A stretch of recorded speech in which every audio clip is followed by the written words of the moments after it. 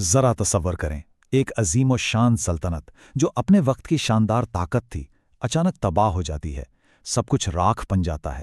ایسے میں بچ جانے والے لوگ خود سے ایک ہی سوال پوچھتے ہیں، آخر ہماری یہ عظیم سلطنت تباہ کیوں ہوئی؟ ہم سے کیا غلطی ہوئی؟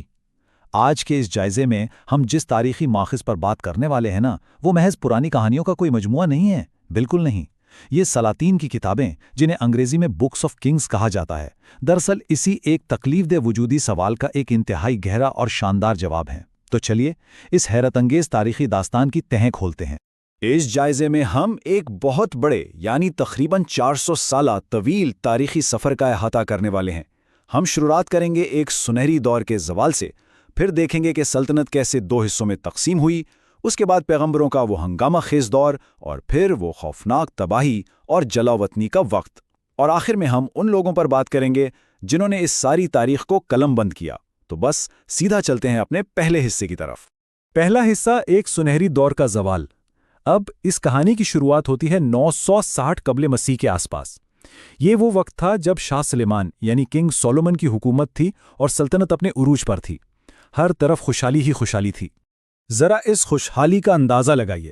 ماخذ کے مطابق سلطنت کی سالانہ آمدنی 666 ٹیلنٹ سونا تھی۔ اب یہ کوئی معمولی رقم نہیں ہے۔ آج کے حساب سے دیکھیں تو یہ اتنی بے پناہ دولت بنتی ہے کہ جس کا تصور بھی محال ہے۔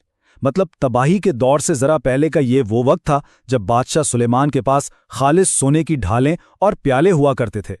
یہ ایک ایسا سنہری دور تھا جس نے اس سلطنت کو پورے خطے میں ایک ناقابل تسخیر طاقت بنا دیا تھا۔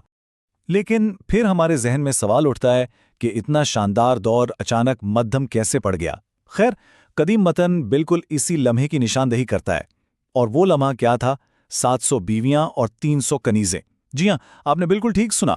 سلیمان نے بے شمار غیر ملکی شادیاں کیں، اور انہی کے نتیجے میں یروشلم کے عین وسط میں غیر ملکی دیوتاؤں کی عبادت گاہیں تعمیر ہو گئیں۔ مصنفین کے مطابق یہ وہ فیصلہ کن موڑ تھا، وہ سب سے بڑی غلطی تھی جب سلیمان نے اپنا عہد توڑا، اور سچ پوچھیں تو یہیں سے اس زوال کا بیج بویا گیا جس کی بھاری قیمت آنے والی نسلوں کو چکانی پڑی۔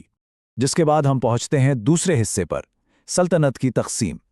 شاہ سلیمان کی موت کے فوراً بعد ہی حالات بہت تیزی سے خراب ہوئے اور ایک ایسی تباہ کن خلیج پیدا ہوئی جس نے اس عظیم الشان متحد سلطنت کے دو ٹکڑے کر دیے۔ یہ واقعی ایک انتہائی تلخ سیاسی اور مذہبی بٹوارا تھا۔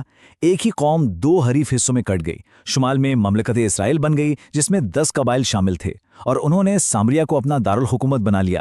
لیکن سب سے خطرناک قدم یہ تھا کہ انہوں نے یروشلم کے اثر کو ختم کرنے کے لیے بیت ایل اور دان میں سونے کے بچڑے رکھ کر اپنی الگ قربان گاہیں بنا لی۔ دوسری طرف جنوب میں مملکت یہودا تھی جو صرف 2 قبائل پر مشتمل تھی، اور وہ یروشلم اور داؤد کے خاندان کے وفادار رہے۔ اب یہ محض ایک لکیر کھینچنے والی بات نہیں تھی، بلکہ ایک ایسا گہرا مذہبی تنازع تھا جس نے ایک ہی قوم کو ایک دوسرے کے سامنے لا کھڑا کر دیا۔ اب چونکہ یہ ایک بہت بڑی کہانی ہے تو اس 400 سالہ تاریخی کینوس کو ذہن میں بٹھانا بہت ضروری ہے۔ دیکھیں، 960 قبل مسیح میں سلیمان کا سنہری دور تھا، پھر 925 میں وہ بدقسمت تقسیم ہوئی۔ اس کے بعد 850 کا وہ ہنگامہ خیز دور آتا ہے جب پیغمبر ایلیاہ سامنے آئے، اور پھر بالآخر وہ مسلسل زوال جس نے پہلے 722 میں شمالی مملکت کو ختم کیا اور پھر 586 قبل مسیح میں یروشلم کو مکمل طور پر زمین بوس کر دیا۔ یہ پورا تاریخی روڈ میپ آگے کی کہانی کو سمجھنے کے لیے بہت اہم ہے۔ اب آتے ہیں تیسرے حصے کی طرف، پیغمبروں کا دور۔ یہ درمیان کی صدیاں شدید افراتفری کی صدیاں تھیں، ایک ایسا وقت جہاں طاقتور بادشاہوں اور بے خوف پیغمبروں کے درمیان ایک زبردست اور کھلی کشمکش جاری تھی۔ اور اس ٹینشن کو سمجھنے کے لیے ذرا کوہ کرمل کے اس مشہور مارکے پر غور کریں۔ پیغمبر ایلیاس سیدھا بادشاہ اخیاب اور ملکہ ایزبل کے سامنے کھڑے ہو گئے اور ان کے دیوتا بال کے 400 پجاریوں کو کھلے عام چیلنج کر دیا کہ ٹھیک ہے، آسمان سے آگ بلوا کر دکھاؤ۔ ماخذ میں یہ منظر اتنا ڈرامائی ہے کہ انسان دنگ رہ جائے، اور یہ سب محض کوئی سنسنی خیز کہانی نہیں ہے، بلکہ متن دراصل یہ ثابت کر رہا ہے کہ قوم کی بقا اور وفاداری کا انحصار ان کرپٹ بادشاہوں پر نہیں بلکہ صرف اور صرف واحد خدا کے احکامات پر تھا۔ اور پھر یہی سلسلہ ایلیا کے بعد ایلیشا کے دور میں بھی چلتا ہے۔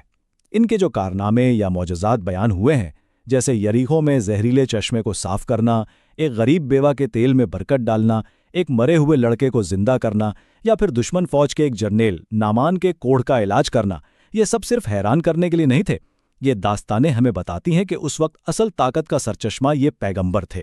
ایک طرف بادشاہ اپنی سیاست میں قوم کو تباہی کی طرف دھکیل رہے تھے، اور دوسری طرف یہ پیغمبر عام لوگوں کی زندگیاں بچا کر حکمرانوں کی نااہلی کو بری طرح بے نقاب کر رہے تھے۔ جس کے بعد کہانی اپنے چوتھے حصے کی طرف مڑتی ہے، تباہی اور جلاوطنی، اور یہ سچ پوچھیں تو اس پوری داستان کا سب سے تاریک اور ہولناک مرحلہ ہے، جہاں دونوں مملکتیں اپنے قیامت خیز انجام کو پہنچتی ہیں۔ صدیوں کی محنت سے بنائی گئی ایک عظیم تہذیب بالکل تاش کے پتوں کی طرح بکھر گئی۔ پہلے شمال میں اسوریوں کی بے رحم افواج نے حملہ کیا اور اسرائیل کو تباہ کر کے لوگوں کو دور دراز علاقوں میں جلاوطن کر دیا۔ پھر بابل کی باری آئی، جس نے جنوب میں یہودا پر حملہ بول دیا، اور 586 قبل مسیح میں وہ دل خراش لمحہ آ ہی گیا، جب یروشلم اور اس کی عظیم الشان ہیکل کو جلا کر راکھ کر دیا گیا۔ بادشاہ صدقیہ کا انجام تو رونگٹے کھڑے کر دینے والا تھا۔ اسے قیدی بنایا گیا اور پھر اسے اندھا کر کے بیڑیاں پہنا کر بابل لے جایا گیا۔ یہ محض ایک جنگی شکست نہیں تھی، یہ ایک پوری قوم کا وجودی خاتمہ تھا۔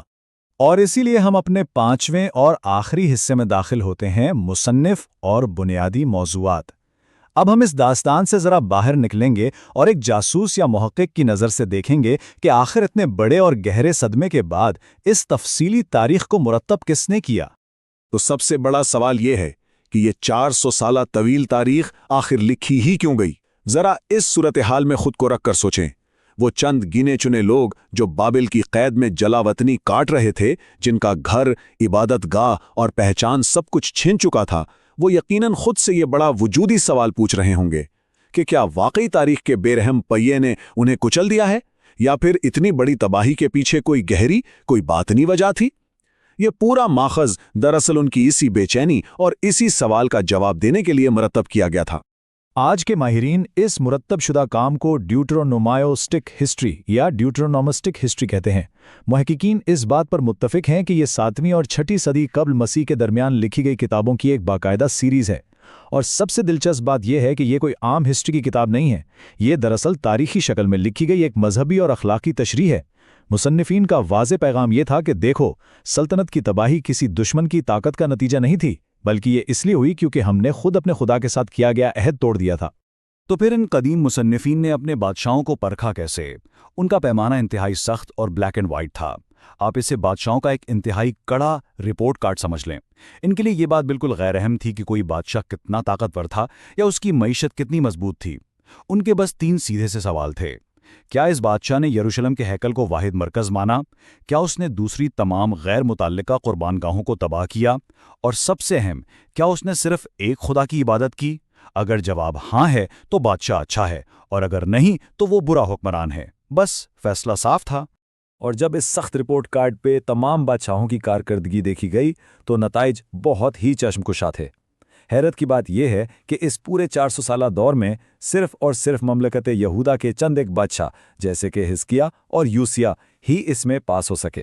انہوں نے واقعی پرانی کتابیں تلاش کی، بتوں کو توڑا اور قربانیوں کو ایک مرکز تک محدود کیا، لیکن دوسری طرف شمالی مملکت یعنی اسرائیل، ان کا تو ایک بادشاہ بھی اس معیار پر پورا نہیں اتر سکا، سب کے سب فیل۔ مصنفین نے ان تمام شمالی حکمرانوں کو یکسر مسترد کر دیا۔ اس پوری ریسرچ اور تاریخ کا نچوڑ ایک انتہائی طاقتور اور تلخ حقیقت ہے۔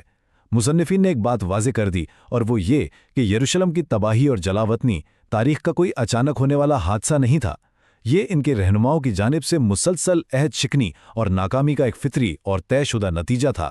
جب حکمرانی راستہ بھٹک جائیں اور بنیادیں کھوکھلی کر دیں تو اس کے بعد جو زوال آتا ہے وہ کوئی اچانک آنے والی سزا نہیں ہوتی، وہ محض ایک قدرتی انجام ہوتا ہے۔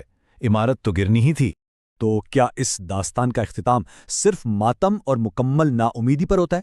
نہیں، کتاب کے بالکل آخری منظر میں ایک بہت ہی حیران کن موڑ آتا ہے۔